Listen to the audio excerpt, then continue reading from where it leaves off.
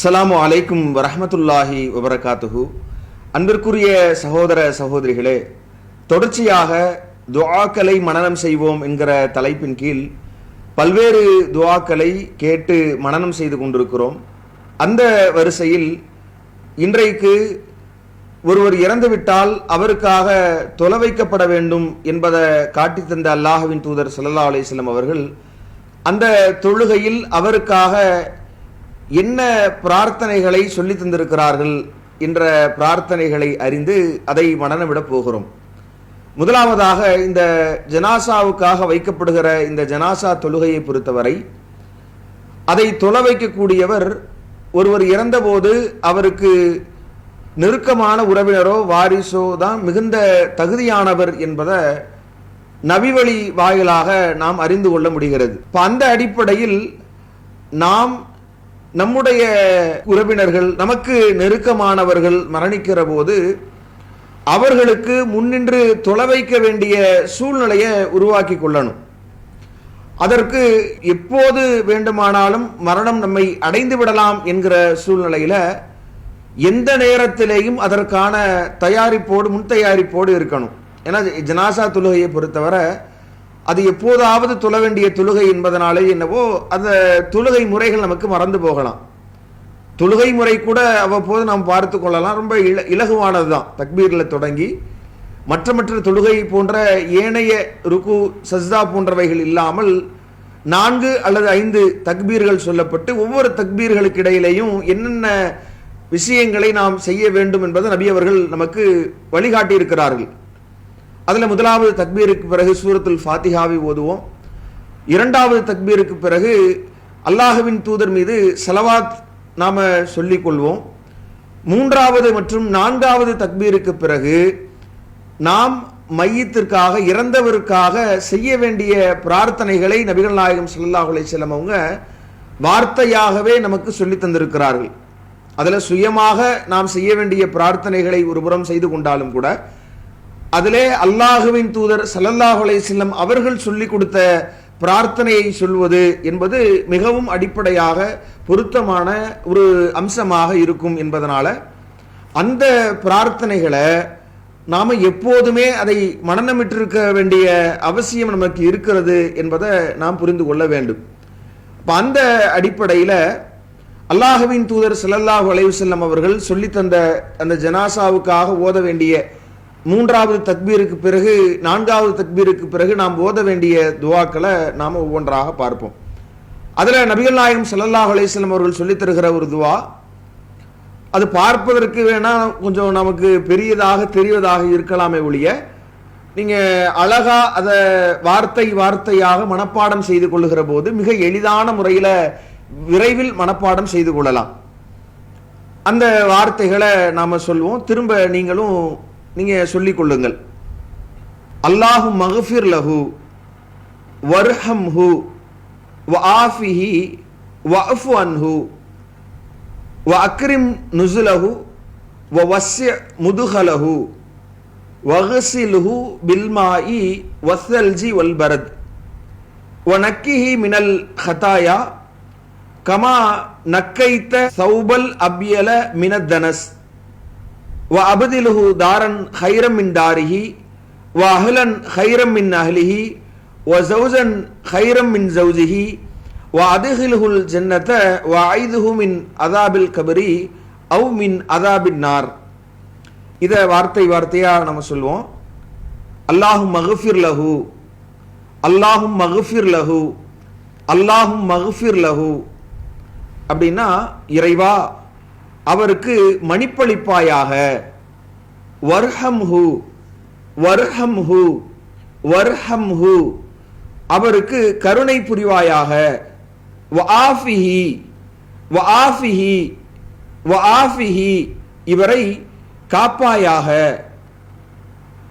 வஅஃபு அன்ஹு வஅஃபு அன்ஹு வஅஃபு அன்ஹு இவருடைய பாவங்களை மன்னிப்பாயாக, வஅக்ரிம் நுஸுலஹு வஅக்ரிம் நுஸுலஹு வஅக்ரிம் நுஸுலஹு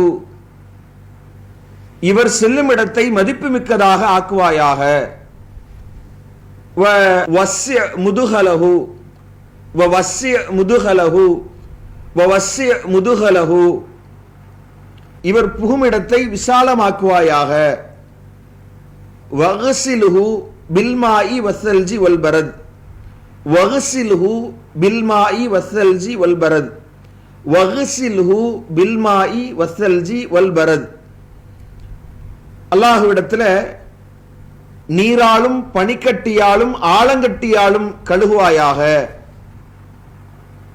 இவரை நீராலும் பனிக்கட்டியாலும் ஆலங்கட்டியாலும் கழுகுவாயாக. ஒனக்கிஹி மினல் ஹதாயா கமா நக்கைத்த சௌபல் அபியல மினத்தனஸ், ஒனக்கிஹி மினல் ஹதாயா, ஒனக்கிஹி மினல் ஹதாயா, அவருடைய பாவங்களை நீ தூய்மைப்படுத்துவாயாக.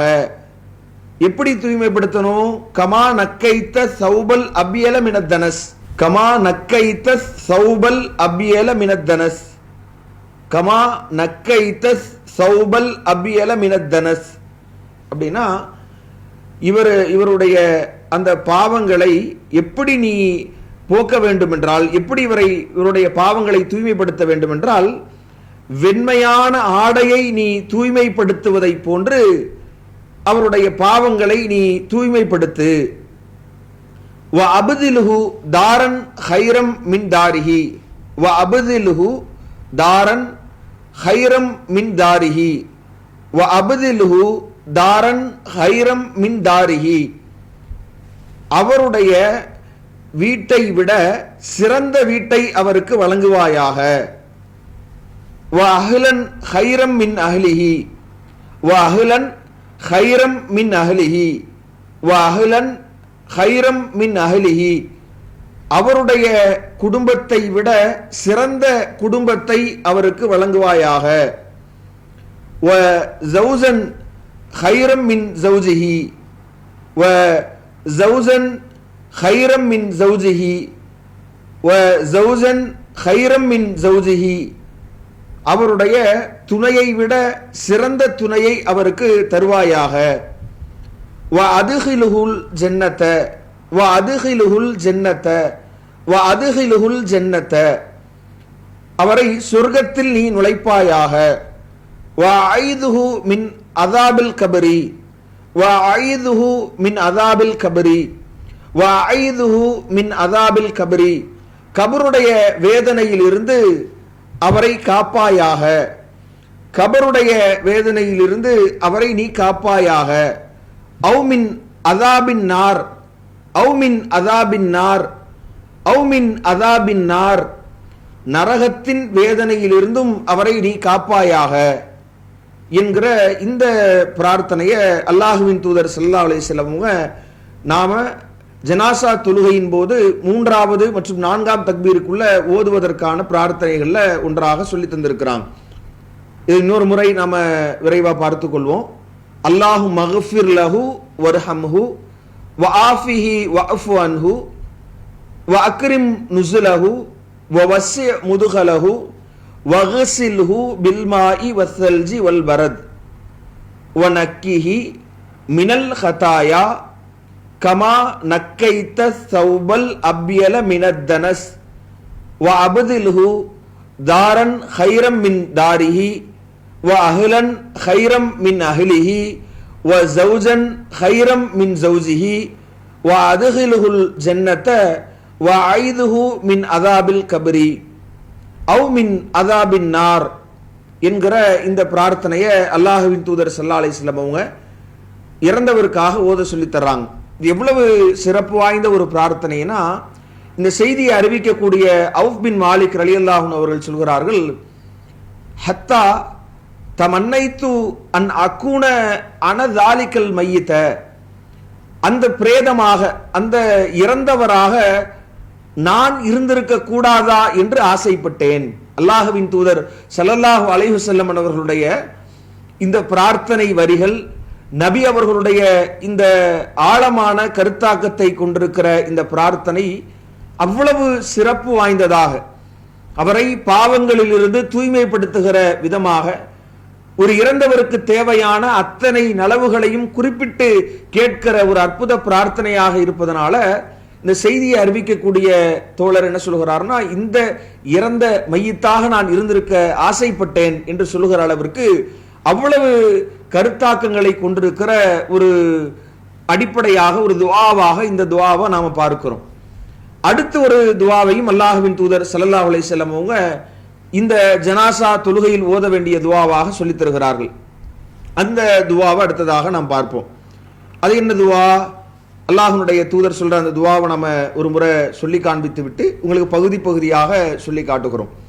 அல்லாஹும்ம மக்ஃபிர்லி ஹய்யினா வ மையித்தினா வ ஷாஹிதினா வ காயிபினா வ ஸகீரினா வ கபீரினா வ தக்கரினா வ உன்சானா அல்லாஹும்ம மன் அஹ்யைதஹு மின்னா ஃப அஹ்யிஹி அலல் இஸ்லாமி வ மன் தவஃபைதஹு மின்னா ஃபதவஃபஹு அலல் ஈமானி அல்லாஹும்ம லா தஹ்ரிம்னா அஜ்ரஹு வலா துலில்லனா பஅதஹு.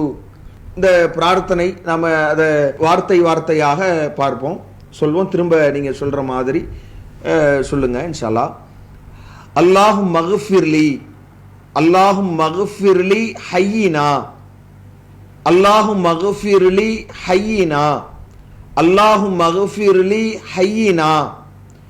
யா அல்லாஹ், எங்களில் உயிரோடு இருப்பவர்களையும் மன்னிப்பாயாக. வ மையித்தினா, வ மையித்தினா, வ மையித்தினா, எங்களில் இறந்து விட்டவர்களையும் மன்னிப்பாயாக.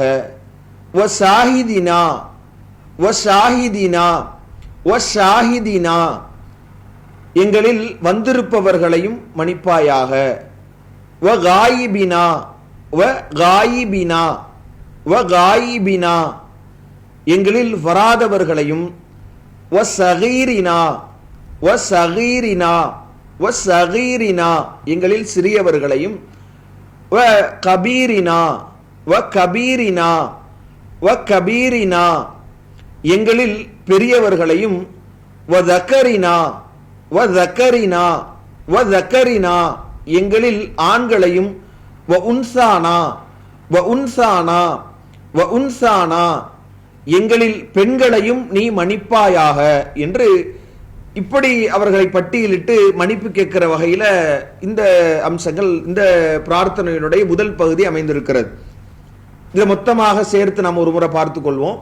அல்லாஹு மக்ஃபிர்லி ஹய்யினா வ மையித்தினா வ ஷாஹிதினா வ காயிபினா வ ஸகீரினா வ கபீரினா வ தக்கரினா வ உன்சானா என்பது அதனுடைய முதல் பகுதி. இன்ன நபர்களுக்கெல்லாம் இறைவா நீ மன்னிப்பு வழங்குவாயாக என்று கேட்கிற பகுதி.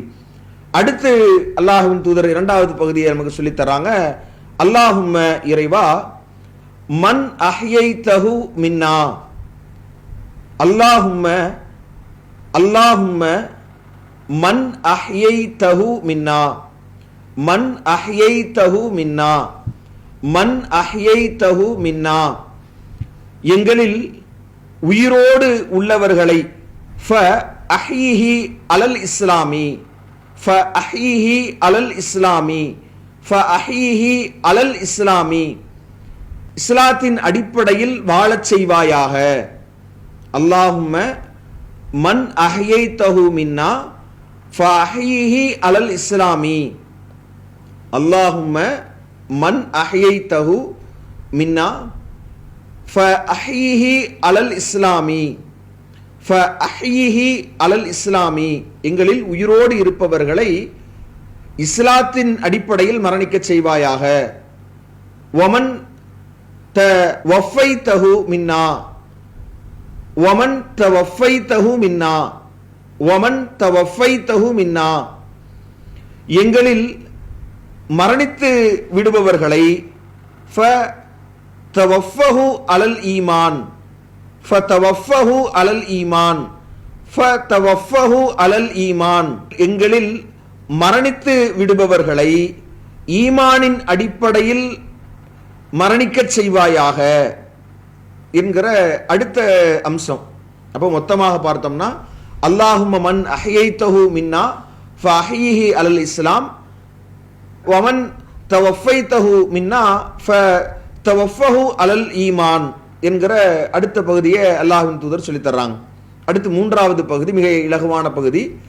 அல்லாஹும்ம லா தஹரிம்னா அஜ்ரஹு. அல்லாஹும்ம இறைவா, லா தஹரிம்னா அஜ்ரஹு, லா தஹரிம்னா அஜ்ரஹு, லா தஹரிம்னா அஜ்ரஹு. இறந்தவருடைய நற்செயலுக்குரிய கூலிய எங்களுக்கு தடுத்து விடாதே.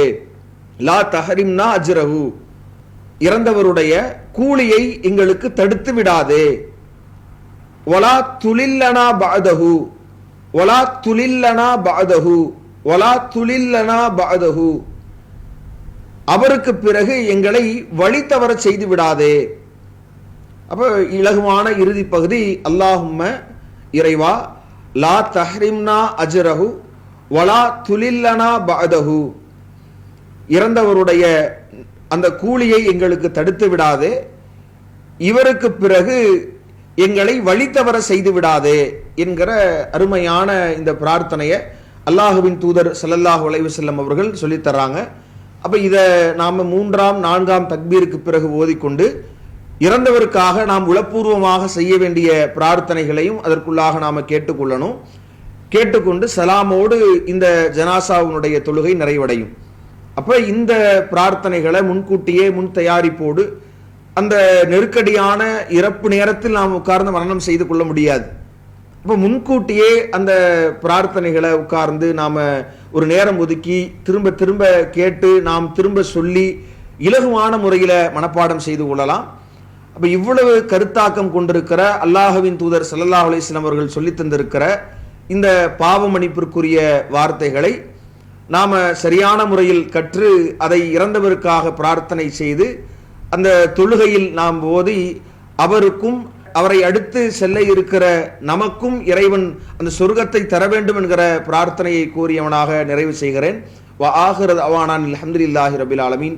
அஸ்ஸலாமு அலைக்கும் வரஹ்மத்துல்லாஹி வபரகாத்துஹு. அல்லாஹு அக்பர், அல்லாஹு அக்பர்.